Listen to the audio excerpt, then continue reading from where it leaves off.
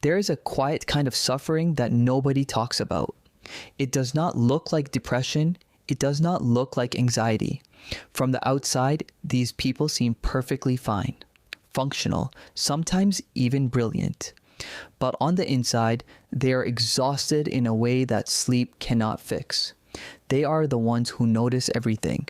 And I mean everything. The slight shift in someone's tone, the half second of hesitation before a yes, the smile that reaches the mouth but stops right before the eyes, they see it all. And that is exactly the problem, because here's what nobody tells you about being too aware. It does not make life clearer. It makes life heavier. And people who carry that weight long enough usually end up in one of a few very specific, very predictable places. Today, we are going to talk about where they end up, and more importantly, why. Let's start at the beginning. Most people assume that high awareness is a personality type, like you are either perceptive or you are not.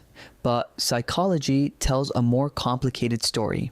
For some people, yes, it is wired in from birth. Researchers call them highly sensitive persons. Their nervous system processes the world at a depth that others simply do not reach. Every color is a little more saturated. Every emotion hits a little harder.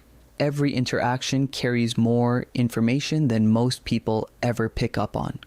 But for a second group, this level of awareness was not inherited. It was built. Brick by necessity. Think about a child who grew up in an unpredictable home. Not necessarily abusive in an obvious way, but emotionally unstable. A home where the atmosphere could flip in an instant, where reading the room was not a social skill, it was a survival skill. That child learned very early that if they could detect a shift in energy before it exploded, they could protect themselves. They became miniature behavioral analysts before they were even 10 years old, and the brain adapted. The amygdala, which is the brain's threat detection center, began firing constantly. Neurons built pathways specifically designed to scan, predict, and prepare. The message embedded deep into the nervous system was simple. Stay alert. Something might go wrong at any moment. Never stop watching. The tragedy is that those children grew up. The danger passed, but the wiring stayed. So what does that look like in adult life? What actually happens to people who are too aware? The first place they end up is inside their own heads, permanently. For most people, a conversation ends when the words stop. For an overly aware person, the conversation continues for hours afterward. They replay it. They dissect every pause, every word choice, every facial expression. Did they say something wrong? Was the other person annoyed? What did that specific silence mean? Their mind turns a 5-minute interaction into a 3-hour internal investigation. This is not overthinking in the casual sense of the word. This is the brain doing exactly what it was trained to do: scan, analyze, predict. It just cannot figure out when to stop. There is no natural off switch, and that constant mental activity burns through energy at a rate that most people cannot comprehend. They go to bed exhausted. They wake up already tired, because the machine never truly stopped running through the night. The second place they end up is alone in a crowd. This one is harder to explain, but deeply important to understand. Because overly aware people are not loners by nature. They are often warm, deeply empathetic, and genuinely interested in other people. But their awareness eventually creates a kind of invisible distance. Here is why. When you see clearly enough for long enough, you begin to notice the architecture behind human behavior. You see why someone is being generous. You see the insecurity behind someone's confidence. You see the agenda underneath the kindness, and this is not cynicism, it is just pattern recognition working at a very high resolution. But the result is that it becomes genuinely hard to just be with people. Every interaction has a background layer running. Every smile is automatically cross-referenced, and eventually, the exhaustion of that process makes them pull back. Not because they do not love people, because loving people while constantly reading them at that depth is simply unsustainable. They sit at a dinner table surrounded by laughter and feel completely alone. Not because no one cares about them, but because there is a version of reality they are experiencing that no one else in the room seems to see. And that gap, that silent gap between their perception and everyone else's, is one of the loneliest feelings that exist. The third place they end up is in service to everyone but themselves. Overly aware, people are often the emotional center of their social circles. They are the ones people call at midnight, the ones who always know what to say when things fall apart, the ones who walk into a room and instinctively sense who is struggling and quietly move in that direction. Their empathy is not a performance. It is woven into how they experience the world. But here is the cost. They absorb emotions the way a sponge absorbs water. A friend vents for an hour and walks away lighter. The overly aware person carries that weight home and it sits in their chest for days. They feel the nervousness of a stranger on the street. They feel the tension between two colleagues who have not even spoken yet. Their body is running an emotional processing operation for everyone around them, all the time, without being asked. And the cruelest part, because they are so attuned to others, they are often the last person anyone thinks to check on. They seem fine. They seem capable. They always know what to say.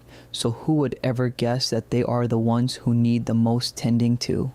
The fourth place they end up is paralyzed by possibility. This one might be the most limiting of all, because awareness at its sharpest does not just show you what is happening. It shows you everything that could happen. Every possible outcome, every potential risk, every scenario where things could go wrong.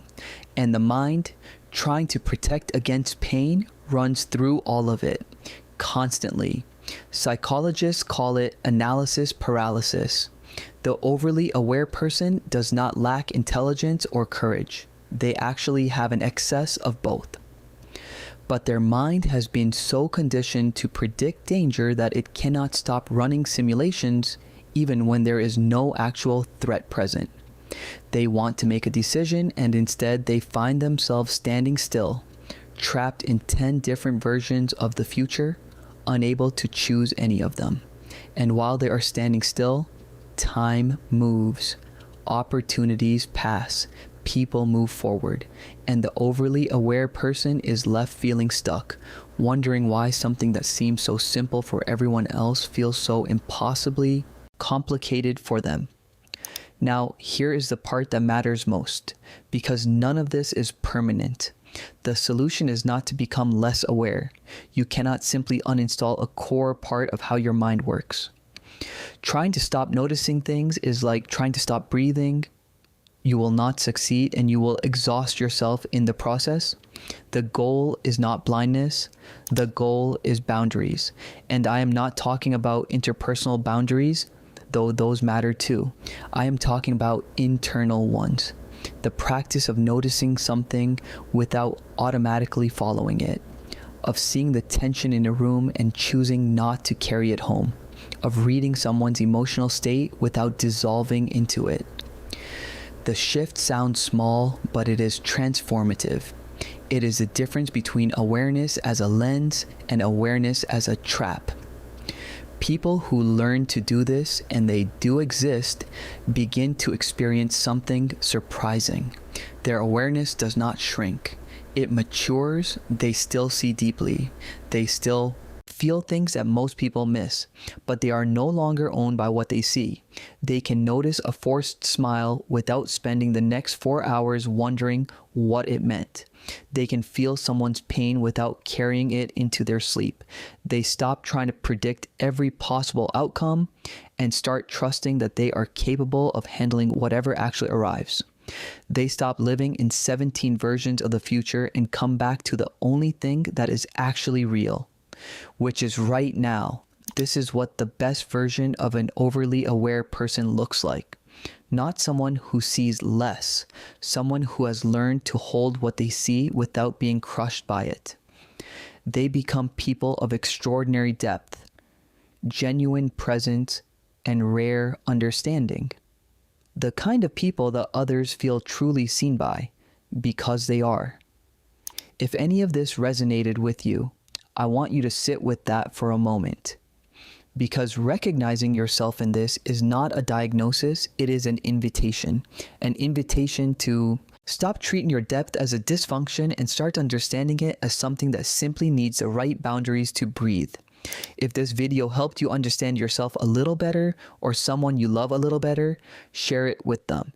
It might be exactly what they needed to hear today without even knowing they needed it. Leave a comment and tell me which part hit the hardest. I read every single one. Subscribe so you do not miss what is coming next. And take care of yourself, not as an afterthought, first.